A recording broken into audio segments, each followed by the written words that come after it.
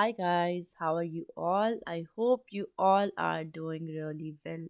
So, as I told you that we will be solving economics paper of October attempt and here I am to help you solve that.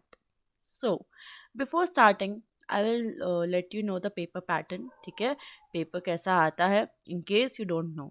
So, your paper comprises of three things or I would say two things.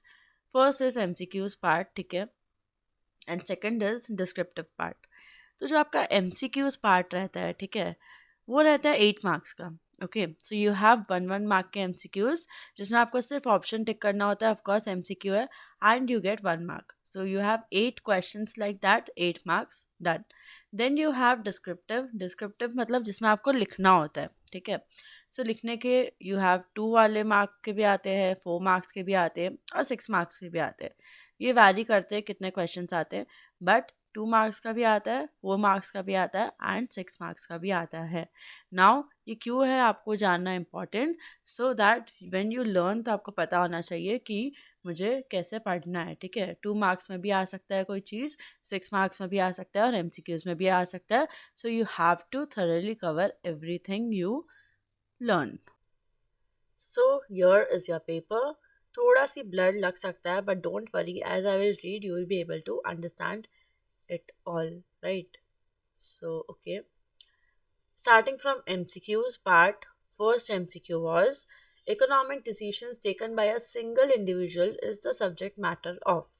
Now, MCQ solve करने के you have two ways. एक होता है आपको direct answer पता होता है, एक हो सकता है कि आप शायद नहीं श्योर हो, तो जो रॉन्ग वाले होते हैं उनको सबसे पहले देखो कि ये तो नहीं होगा, ये भी नहीं होगा, फिर जो बचा वो राइट आंसर होगा। सो इसका I will take different discussion कि कैसे आप सॉल्व कर सकते हो, but now will focus on the answers. So economic decision taken by a single individual. Single individual कोई डिसीजन लेता है तो किस में आएगा? Micro economics. Answer will be A, micro economics. Second is goods and services produced are called. जब goods and services produce हो जाती है, जब बन जाती है, so जो फाइनल प्रोडक्ट बनता है उसे क्या कहा जाता है? Output. So answer will be C, output. Third, the difference between total revenue and total cost is, अब इसमें कंफ्यूज मत होना कि लॉस आएगा या प्रॉफिट। क्यों? पहले अगर टोटल रेवेन्यू दिया है यानी कि total revenue minus total cost करेंगे हम, तो जब रेवेन्यू में से आप पूरा कॉस्ट निकाल देते हैं तो आपका क्या बच जाएगा? प्रॉफिट।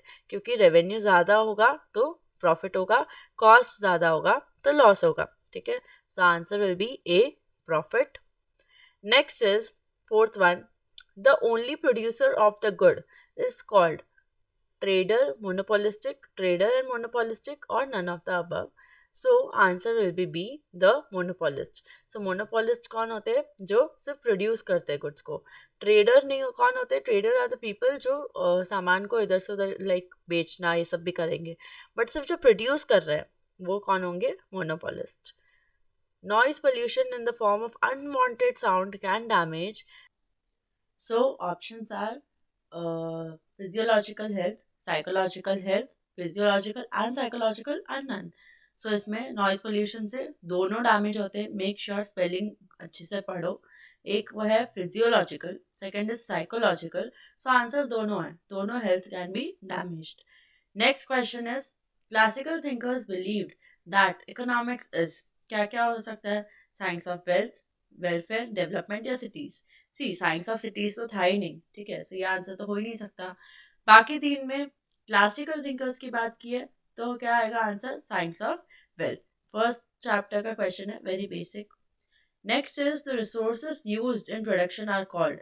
तो जो रिसोर्स प्रोडक्शन करने के लिए यूज होते हैं उन्हें क्या कहा जाता है? हमने देखा जो फिनिश गुड्स होते हैं, मतलब जो गुड्स एंड सर्विसेज बनते हैं प्रोड्यूस होने के बाद, उन्हें तो आउटपुट बोलते हैं, पर जो चीज़ें हमें चाहिए होती है बनाने के लिए उसे क्या कहा जाता है? इनपुट। सो जो चीज़ें हमें इन चाहिए होती है बनाने के लिए, those are called input. Last MCQ, the quantity of a commodity that a seller offers for sale at a given price at a given time is called demand, production, cost या supply. So answer will be C, supply. So अगर seller है, यहाँ पे seller बोला है, ठीक है, तो सेलर जो ऑफर कर रहा है तो क्या हो जाएगा? सप्लाई। यही अगर बायर होता तो answer would have been demand. So I'll again repeat फटाफट से. फर्स्ट MCQ का answer was A microeconomics, second का C output, थर्ड का A profit, फोर्थ का B monopolist, फिफ्थ का C physiological and psychological health, six का A science of wealth, seventh का B input and eighth का C supply. Okay. So for descriptive part what I have done is I have made a separate word file. ठीक है, वहाँ पे मैंने सारे questions लिखे and उनके answers लिखे. One more thing I have done here is मैंने chapter भी लिखा है so that आपको पता चले कि कौन सा chapter कितना important है, या अगर आपको लगता है कि ये chapter मैं छोड़ के जाऊँ या ऐसा कुछ, so you can know कि कहाँ कहाँ से questions आते हैं. Okay, so now moving on to this question number 9. The data are very important in economic planning. Explain. Since आपको मार्क्स देखना बहुत ज़रूरी है, ठीक है, कि कितने मार्क्स का क्वेश्चन है, क्योंकि अगर आप मार्क्स नहीं देखते हो कि कितने मार्क्स का पूछा जा रहा है और अगर आप ऐसे ही लिखते जाओ तो आई डोंट नो आपका पेपर फिनिश होगा भी या नहीं. सो अगर सिर्फ 2 मार्क्स के लिए पूछा है so 2-3 lines are more than enough, उससे ज़्यादा नहीं लिखना है. Of course to the point answer होना चाहिए. कुछ भी अनशन नहीं लिखना है अपनी मर्जी से कि स्टोरी बनाते जा रहे हो. जितना पूछा है बस उतना ही लिखना है एंड 2 मार्क्स के लिए जितना सफिशिएंट है 2-3 लाइन्स उतना ही लिखना है. Okay, so your question is the data are very important in economic planning. Explain. सिर्फ 2 मार्क का है, ठीक है. So this is from chapter number 17. Okay, and answer is data are important in economic planning for determination of national income, in forming fiscal and monetary policies and assess central bank of a country. या मैंने points करके भी नहीं लिखा, क्यों? क्योंकि सिर्फ 2 marks का है. सो इतना अगर आप लिखते हो तो भी सफिशिएंट है. Next question is question number 10. Explain the importance of environment from aesthetic point of view.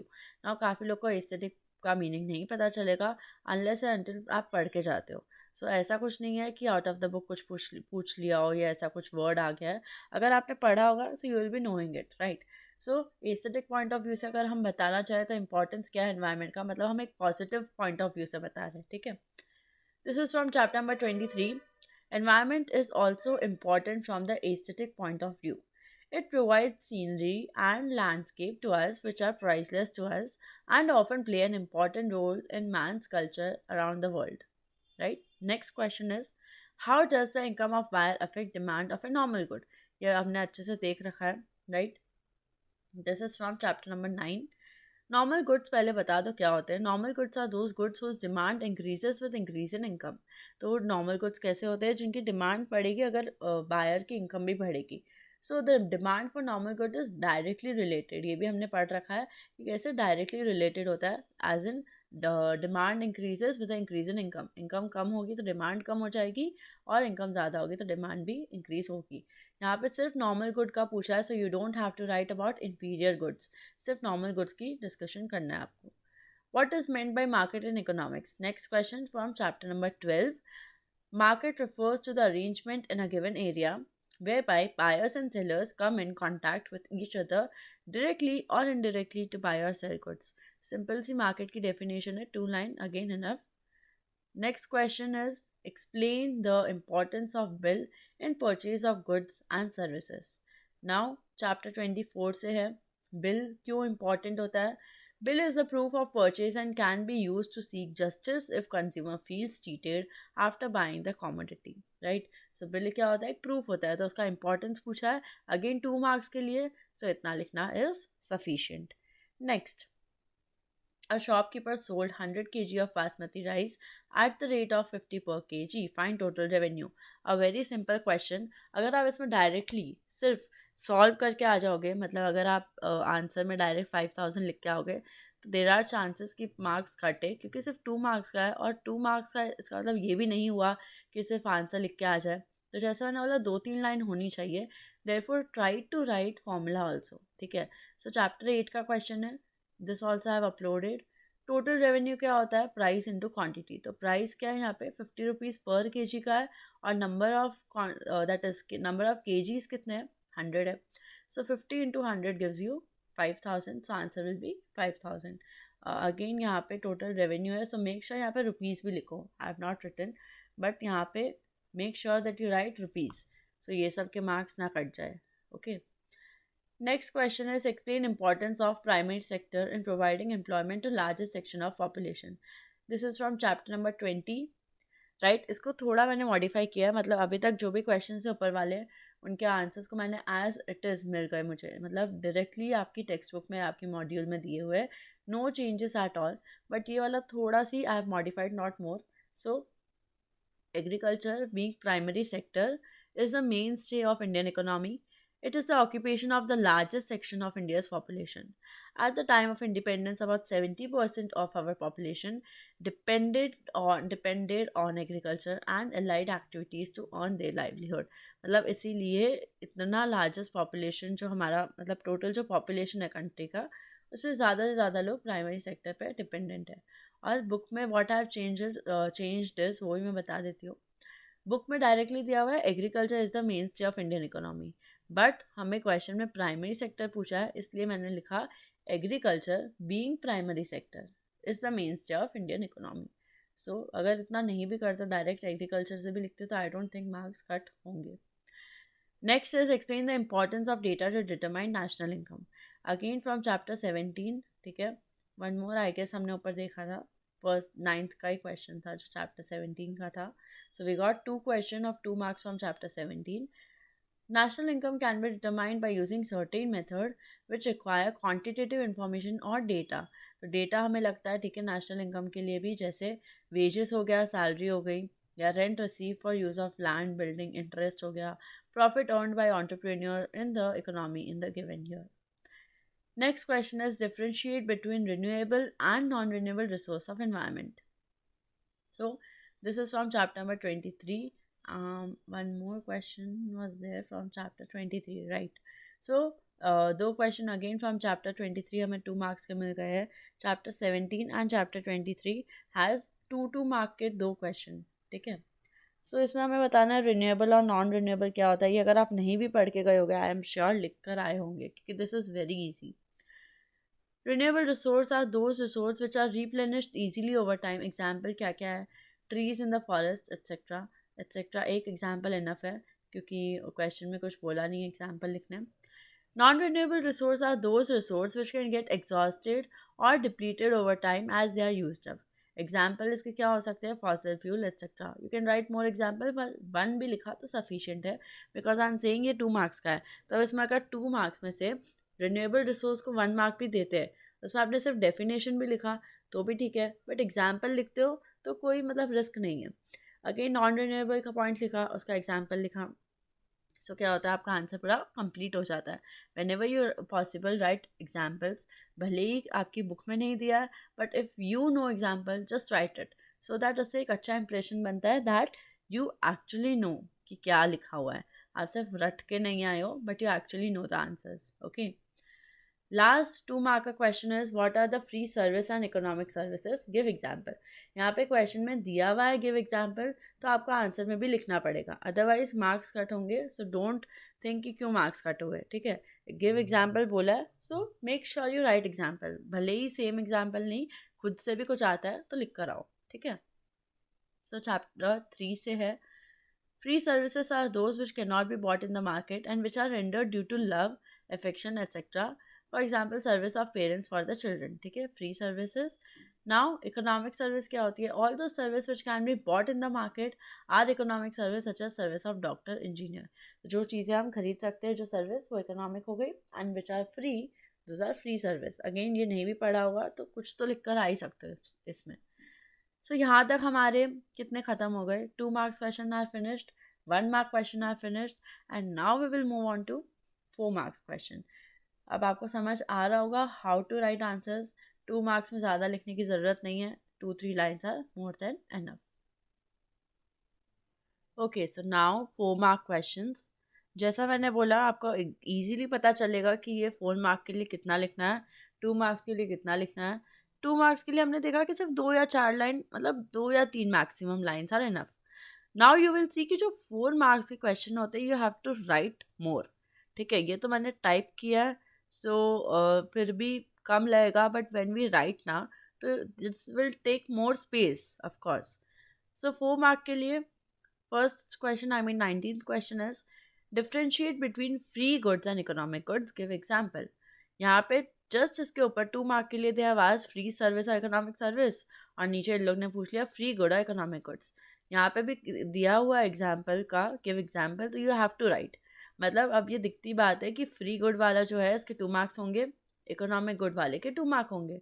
सो कैसे 4 मार्क्स जस्टिफाई हो रहे हैं, you should know that. Now this is from chapter number 3। Again of course same chapter, जो ऊपर वाला था वही है, 18th वाला क्वेश्चन उसी का चैप्टर है ये भी। Free goods are free gifts of nature. These goods are goods which possess utility but which are not scarce. ठीक है, your there's little error. हाँ, these goods are goods which possess utility but which are not scarce. They are available in abundance, that is in unlimited quantity. Exam में abundance word याद नहीं आया, unlimited quantity लिखा, that's again all right. Okay, so you don't have to worry कि dot मतलब exact word to word लिखना, पर अगर आप समझा पाते हो अच्छे से तो वो भी sufficient है. And the supply is much more than the demand. Example, sand in the desert. तो इसका जो सप्लाई होता है वो बहुत ज़्यादा होता है, देन डिमांड जितना नहीं चाहिए उससे भी ज़्यादा होता है, that is free goods. Economic goods कौन से होते हैं? ये मैन मेड भी हो सकते हैं, फ्री गिफ्ट्स ऑफ नेचर भी हो सकते हैं। उस demand is more than supply, यहाँ पे डिमांड ज़्यादा होती है सप्लाई से। ऊपर क्या था, सप्लाई ज़्यादा हो रहा है डिमांड से। They command a price and they can be bought in the market. इनका प्राइस देना पड़ता है, जैसे हम वाटर फॉर बाथिंग, कुकिंग, तो हमें क्या करना पड़ता है, अगर टैंकर चाहिए water tanker, so we have to pay price for it. So one example is sufficient. Question number 20. Cost symbolizes sacrifice made by the producer and revenue symbolizes the gains for the producer. Explain. ये answer again मैंने same to same नहीं है, थोड़ा ऊपर नीचे करके मैंने arrange करके लिखा है, बट ठीक है, अगर आपको जितना जैसे याद आता है वैसे भी लिखोगे, no worries. This is from chapter number 8. Cost is a kind of sacrifice made by the producer. The sacrifice is made in terms of making payments such as wage to labor, rent for use of land, tractor, and incurring expenditure on raw material. By getting the required revenue from sale, the producer is able to recover costs he has incurred earlier. While cost is the expenditure incurred to produce a good or service during the production process, the revenue is the money received by the producer by selling that good or service. So, this was it, right? Now, next question. Explain distinction between goods and service. This is from chapter number 3. Goods क्या होते हैं, service, इसको आप table form में भी करोगे, no issues, और अगर ऐसे लिख के भी करते हो तो नो इश्यूज़। अभी I have done in like normal paragraph form में लिखा है मैंने पॉइंट्स में, पर अगर आप टेबल बना के लिखते हो तो बेटर रहेगा। गुड्स क्या होते हैं, tangible in nature, that is they can be seen and touched. There is a time gap between production and consumption of goods as they are produced first and consumed later. They can be stored and utilized when required. They can be transferred from one place to another. Example, chair, book, etc. Right? इसमें मैंने example लिखा है क्योंकि 4 mark का question है। 4 marks वाले question को lightly मत लेना। वैसे तो मैंने बोला आपको कि एग्जाम्पल हर क्वेश्चन के आंसर में लिखोगे तो परफेक्ट, ठीक है। एग्जाम्पल जितना हो सके लिख कर आओ, भले ही 2 मार्क्स का पूछा हो, पर 4 मार्क्स वाले क्वेश्चन में तो बिल्कुल मत भूलना कि एग्जाम्पल लिखना ही है। मतलब अगर पॉसिबल ही नहीं है तो ठीक है मत लिखना, पर जहाँ तक हो सके लिखना ही है। Services are non-tangible in nature, that is, they can neither be seen nor be touched. There is no time gap between production and consumption of service. That is why they are produced and consumed simultaneously. Service cannot be stored, transfer of service is not possible. Example है service of doctor, teacher, etc. Okay. Next question is, how do the following factors influence supply of a commodity? अब यहाँ पे क्या हुआ, chapter 10 से ये question है, okay, and इसमें इन लोग ने हमें दे दिया है, ठीक है, फैक्टर सारे नहीं पूछे। दे हैव टोल्ड अस कि price of the commodity factor को समझाओ, नेक्स्ट हमें बोला है टेक्नोलॉजी ऑफ प्रोडक्शन को समझाओ, तो हमें सिर्फ वो समझाना है, सारे फैक्टर्स लिखकर नहीं आने।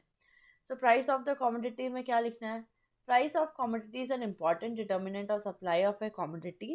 When a producer produces a commodity, he incurs a lot of expenditure on factors of production and raw material, which we called cost of production. तो प्राइस कैसे इम्पैक्ट कर सकता है, ठीक है, सप्लाई को, तो this is the thing I have read अभी। Next, the technology of production. An improvement in technology of production reduces the cost of production and therefore increases the margin of profit. This induces firm to supply more of a commodity with the use of improved technology. On the other hand, if a firm uses old and inferior technology, it increases the cost of production per unit of the commodity and reduces the margin of profit, which leads to decrease in supply of the commodity. Okay, so यहाँ हमारे 22 questions ख़त्म हो गए हैं, right? बहुत जल्दी जल्दी हुए, आई डोंट नो जल्दी या जो भी, but here I have done 22 questions, जिसमें हमने 1 मार्क वाले भी देखे, 2 मार्क्स वाले भी देखे एंड 4 मार्क्स वाले भी देखे. Now I will continue 23rd question से in the next part of the video. So यहाँ तक फिनिश करो, देखो, and then you can see the next part.